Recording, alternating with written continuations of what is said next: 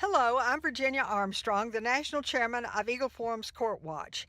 I'm delighted to welcome you to this continuing discussion of a theme we introduced earlier, the State of the Union, America in the Twilight of Truth.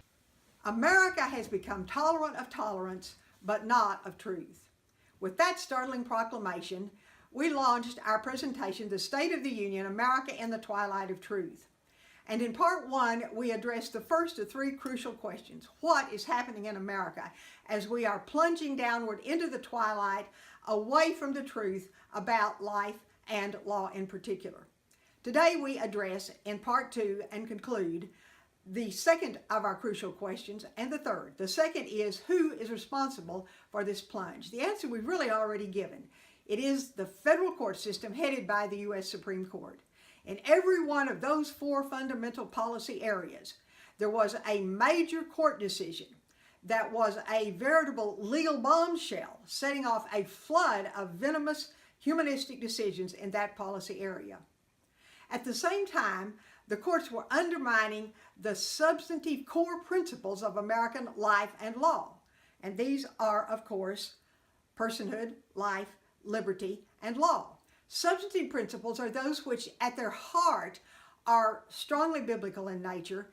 They are enshrined in the Constitution. They are necessary for life and law in America. But the courts have also been bulldozing procedural principles. These are standards by which law is promulgated and enforced in America. And they would include, as such examples, separation of powers, checks and balances, institutional pluralism, and federalism.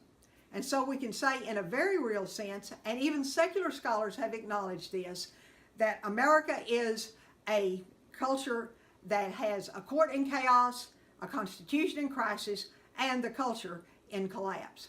And that leads us to question number three. In these dire circumstances, is there anything that we as constitutionalists, Judeo-Christian advocates can do? And the answer is most adamantly yes. How do we respond? There are at least four tools available to us. Truth tool number one, designation.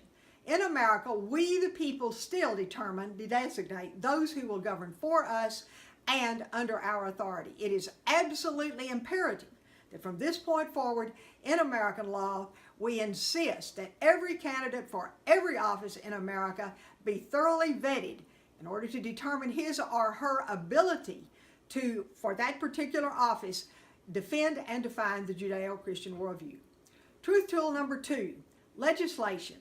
At every level again, and with every office in the country, we must be legislating where that is appropriate to protect Judeo-Christian values. And we have innumerable examples of such bills and laws. Personhood bills, academic freedom bills, many regulations of abortion, etc. Truth tool number three, education. James Madison, the father of the Constitution, as well as our president, said a people who mean to be their own governors must arm themselves with the power that knowledge gives. And in order to do that, we must understand the basic structure of the culture war and the worldviews which are locked in fierce combat in that culture war.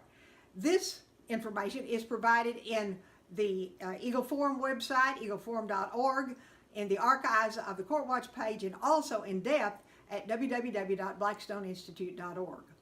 Finally, truth tool number four, surrounding and undergirding all of these others, and that is supplication.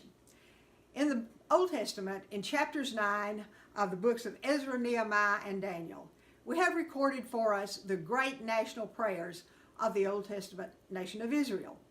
And in recent weeks and months, we've heard a great many times the plea, may God bless America. But in the future, it is absolutely essential that we fall to our knees with far greater frequency and fervor with the plea, may America bless God.